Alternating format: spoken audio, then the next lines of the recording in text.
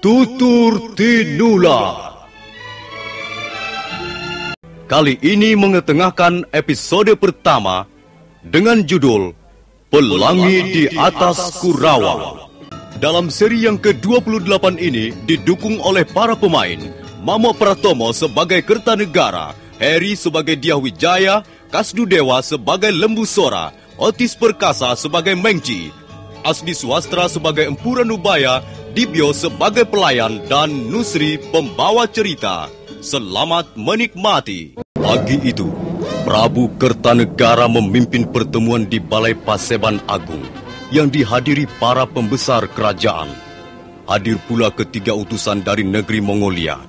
Suasana menjadi tegang begitu pembicaraan sampai ke masalah pembunuhan seorang prajurit Singasari di pintu gerbang istana. Aku sangat menyesalkan mengapa hal ini bisa terjadi. Kami pun sangat menyesalkannya, Tuan. Tutup mulutmu. Aku yang akan bicara, bukan kau. Bukan siapa-siapa. Akulah yang akan memutuskan perkara ini. Tapi kami juga punya hak untuk bicara. Aku raja di sini. Dan kami adalah utusan seorang raja pula. Kami datang kemari mengemban titah seorang raja besar, seorang kaisar yang sudah menaklukkan seluruh daratan Cina dan bahkan sampai ke negeri Campa. Tuan Kertanegara tidak pada tempatnya memandang rendah kehadiran kami, ya. Siapa itu yang memandang rendah? Kau jangan memutar balikkan cerita. Justru kalian inilah utusan yang tidak tahu diri. Aku ragu-ragu sekarang. Apakah kalian sekedar utusan ataukah mata-mata kerajaan asing? Kalau tuanku seorang raja besar, tuanku tidak akan berkata seperti itu. Mana buktinya bahwa kami mata-mata? Kami datang secara baik. Kami datang melalui pintu gerbang depan dan bukan menyelinap melalui pintu belakang. Apapun yang kau katakan, kehadiran kalian di sini telah membuat keributan. Bahkan telah menyebabkan kematian salah seorang prajuritku. Kalau soal kematian prajurit Singasari itu mau Tuan jadikan suatu perkara, kami berhak untuk membela diri kami. Kami justru tidak tahu apa-apa. Kami diserang oleh 2 orang prajurit. Dan hal seperti itu terjadi sampai 2 kali. Yang pertama kami alami waktu berada di rumah penginapan. Kalau soal tuntut-menuntut, kamilah seharusnya yang menuntut. Karena kami telah diperlakukan dengan seenaknya.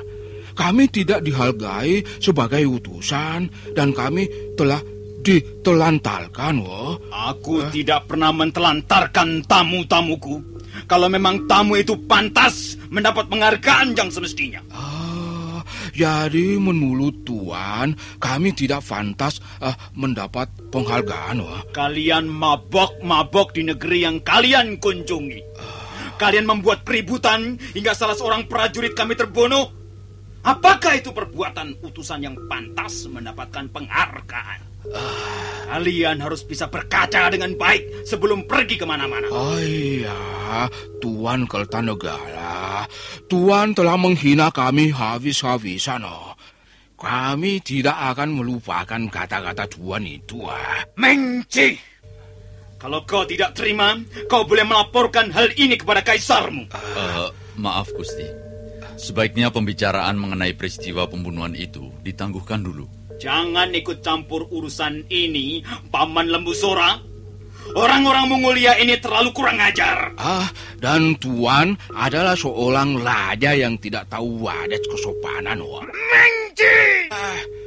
Kalau kau masih mengumbar mulutmu, kau dan teman-temanmu itu bisa tidak akan pernah pulang ke negeri leluhurmu.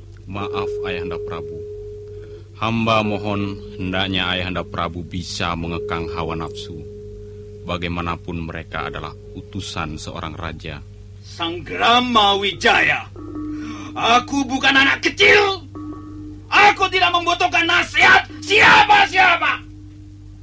Mengci, apa maumu sekarang? Katakan, mumpung aku masih duduk di singgasana ini. Iya, kami hanya menyayangkan.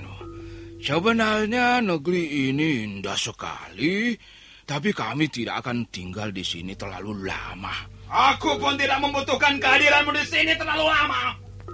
Aku tidak pernah mengundangmu. Kalau kalian tidak kerasan, kalian boleh pergi segera dari sini.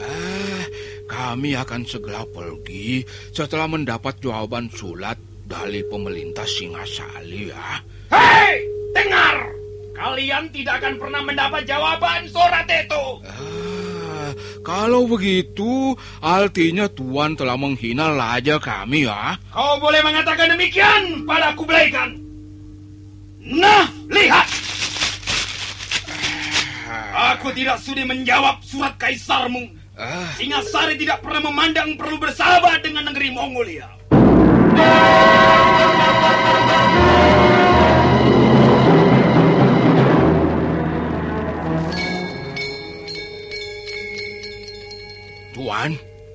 Tuan telah berani melobek-lobek surat kaisar kami ya. Tahukah Tuan apa itu artinya? Artinya aku menutup pintu persahabatan dengan kaisarmu itu, goblok! Singasali ya. Kasihan negeri yang cantik jelita ini ya. Suatu ketika negeri ini akan hancur lebur. Karena tidak tahan lagi membendung hawa amarahnya mendengar kata-kata Mengci, Prabu Kertanegara segera mencabut kerisnya. Sang Rama Wijaya atau Dyah Wijaya buru-buru melompat untuk menghalangi ayah mertuanya. Oh, ayah. Jangan Ayahanda Prabu. Sang Rama Wijaya, minggir kau! Ampun Gusti, sarungkan kembali keris Gusti Kertanegara. Ingat, apa yang Gusti lakukan bisa menyangkut ribuan rakyat Singasari yang tidak tahu apa-apa. Mereka bisa menjadi korban perselisihan ini, Gusti. Paman Lembu Sora, jangan menghalangi aku. Aku melakukan ini justru untuk Singasari yang besar, Singasari yang megah perkasa. Mereka itu, utusan-utusan dari Mongolia itu, rupanya belum tahu siapa Kertanegara. Maaf, Tuan Kertanegara. Bagaimana Singasari bisa menjadi besar, bisa menjadi megah dan perkasa kalau rajanya berjiwa kerdil?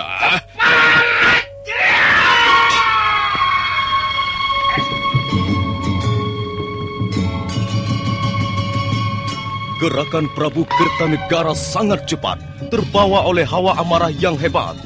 Keris di tangannya membabat leher Mengci, tapi Mengci segera menangkis dengan pedangnya.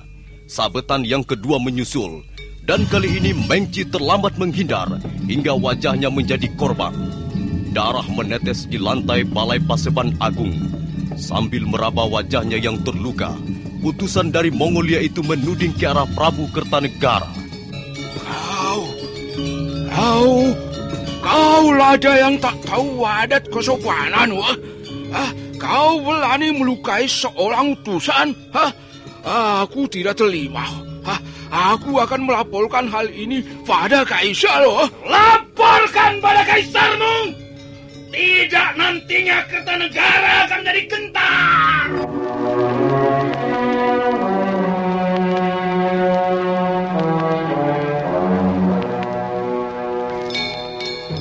Sambil mengusap darah yang masih mengalir dari luka di wajahnya, Mengci dan dua orang temannya bergegas meninggalkan Balai Paseban Agung.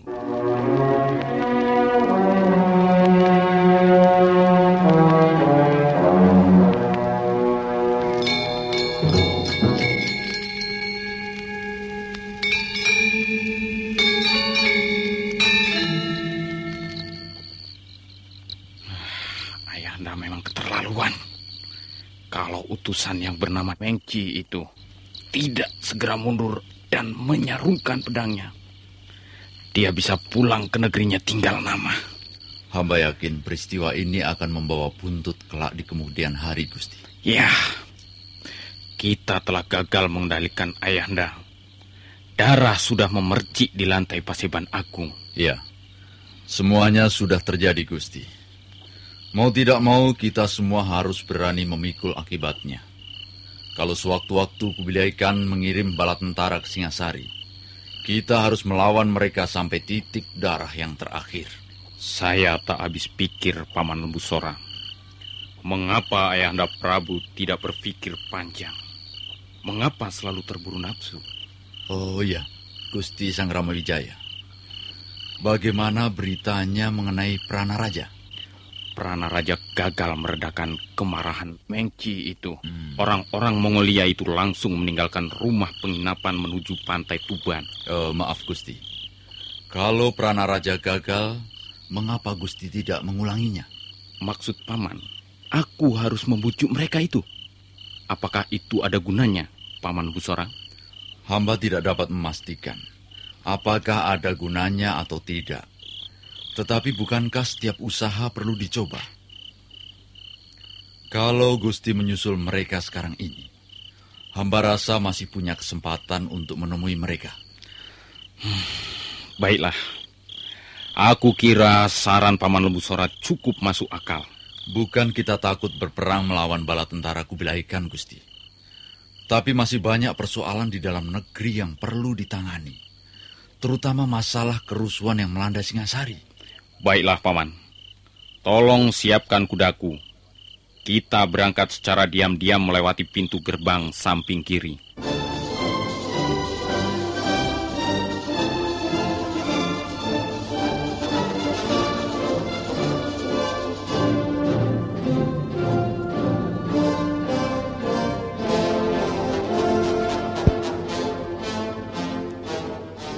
Sang Rama Wijaya atau Dyah Wijaya, putra mantu Sang Prabu Kertanegara, malam itu juga berangkat menyusul Mengci dan 2 orang temannya. Lembu Sora mengiringi di belakangnya. Malam itu mereka terus berkuda melintasi beberapa buah desa. Mereka hanya istirahat beberapa saat saja di desa Mameling. Menjelang pagi hari, mereka memasuki perbatasan desa Sarwadharma. Dan secara kebetulan sekali, mereka bertemu dengan Mengci dan 2 orang temannya di depan sebuah bangunan candi.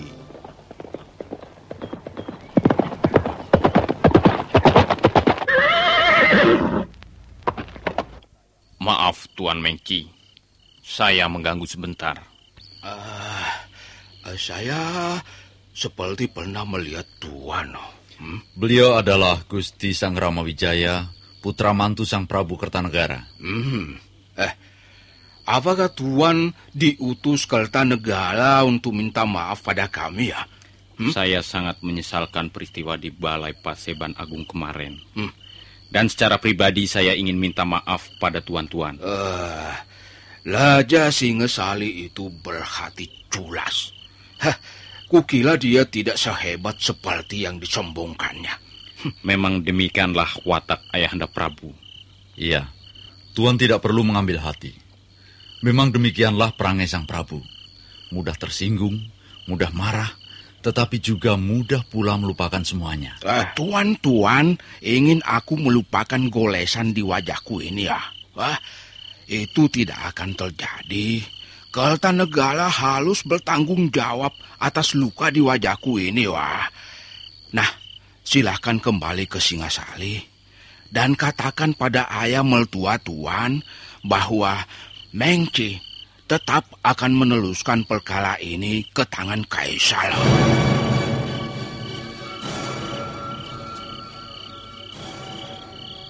Sang Rama Wijaya tercenung sesaat sambil menggenggam tali kekang kudanya. Lembu Sora nampak sangat kecewa melihat sikap Mengci dan 2 orang temannya itu. Bagaimana, Paman? Agak sulit, Gusti. Kalau begitu tak ada gunanya kita di sini. Mari kita kembali ke Singasari.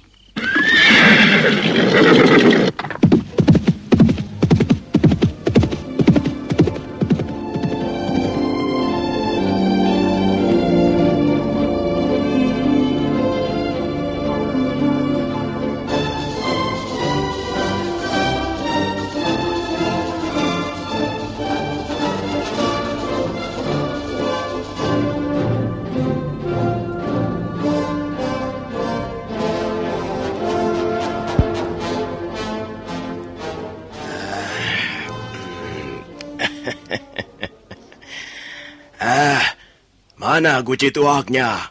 Mana, ha? Kasihan mangkokku ini sudah kosong dari tadi. Ayo. Tambah tuanya, Pak Tua. Iya, semangkok lagi. Ayo. Tapi jangan sampai mabok ya.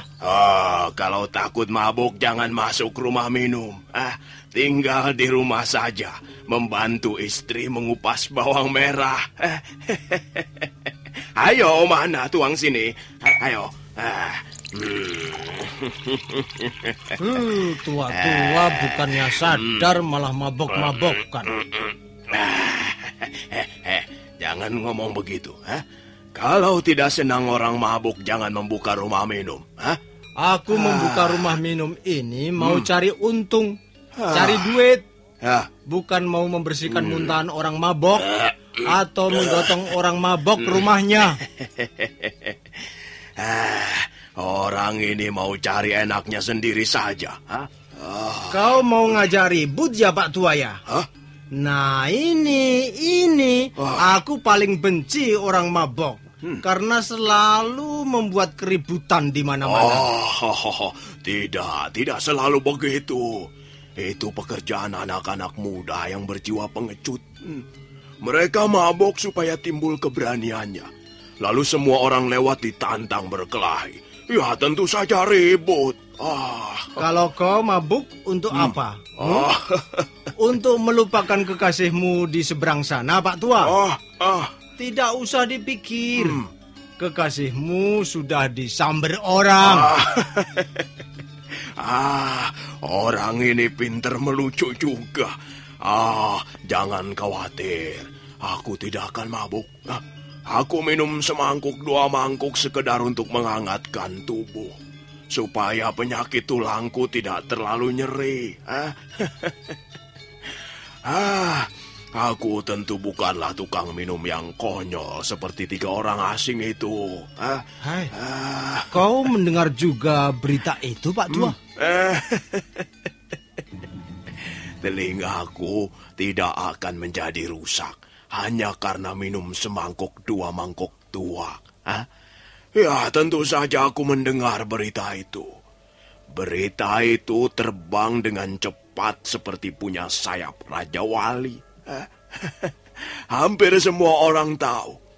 Anak-anak kecil saja ribut membicarakan mereka.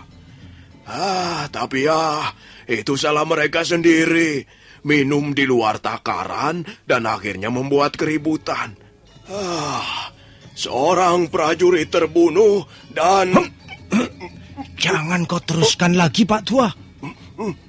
Jangan kau teruskan lagi. 3 orang asing yang kau ceritakan itu sekarang ada di sini. Memang benar apa yang dikatakan pelayan rumah minum itu. Mengci dan 2 orang temannya saat itu singgah di rumah minumnya. Semenjak meninggalkan perbatasan kota Singasari, mereka bertiga merasa enggan untuk singgah di mana-mana karena merasa menjadi perhatian orang di sepanjang perjalanannya. Bahkan di desa Sarwa Dharma, mereka sempat menjadi perhatian penduduk setelah sebelumnya terdengar bunyi kentongan bersahut-sahutan. Ada apa, pelayan? Kau pasti membicarakan kami ya. Kami sudah tidak tahan lagi. Kami utusan dari sebuah negeri yang besar, wah. Tapi di sini kami menjadi buahan tontonan orang-orang. Maaf Tuan. Apakah araknya perlu ditambah lagi, Tuan? Tidak. Wah, arak negeri ini tidak enak. Baik, aku tidak doyan. Kalau begitu, akan saya ganti saja dengan air biasa, Tuan. Duduk. Aku tidak membutuhkan apa-apa. Aku hanya ingin tahu, apakah kau tadi sedang membicarakan kami atau tidak? Kau kira kami senang menjadi bahan pembicaraan murahan seperti itu? Dengar, rajamu, Kertanegara itulah yang patut dibicarakan di seluruh negeri ini. Rajamu yang tengik dan kelakuannya seperti badak itulah yang pantas ditertawakan orang. Maaf Tuan, jangan bicara seperti itu. Hah? Mengapa? Mengapa tidak boleh? Hah? Siapa yang melarang? Pembicaraan Tuan bisa mengundang bahaya. Aku tidak takut tuh. Aku tidak takut berhadapan dengan prajurit-prajurit Singasari ya. Kami pun prajurit pilihan di negeri kami ya. Lihat, kalau ada prajurit yang berani melalangku, dia harus berani pula menghadapi pedangku ini ya. Kalau kau ikut-ikut melalang, kepalamu akan segera putus dan menggelinding di lantai rumah minum ini. Tahu? Mengapa kau tertawa, Pak Tua? Tidak. Itu lucu sekali. Apanya yang lucu? Pedangmu itu lucu sekali bentuknya. Pak Tua, kau jangan sembarangan tertawa. Kau tahu, pedangku ini pernah 2 kali ikut dalam pertempuran besar. Iya. Dia sudah membunuh puluhan orang. Tapi pedangmu itu memang lucu. Pantasnya untuk memotong bonggol-bonggol kayu hutan. Kurang aja loh. Kali ini pun aku menjadi tertawaan orang tua bangka tak berguna. Jangan Tuan, jangan. Maafkan dia Tuan. Dia memang agak tidak beres otaknya. Minggir kau pelayan. Aku sudah tidak sabar lagi loh. Kunuk tua. Itu akan merasakan ketajaman mata pedangku. Dia.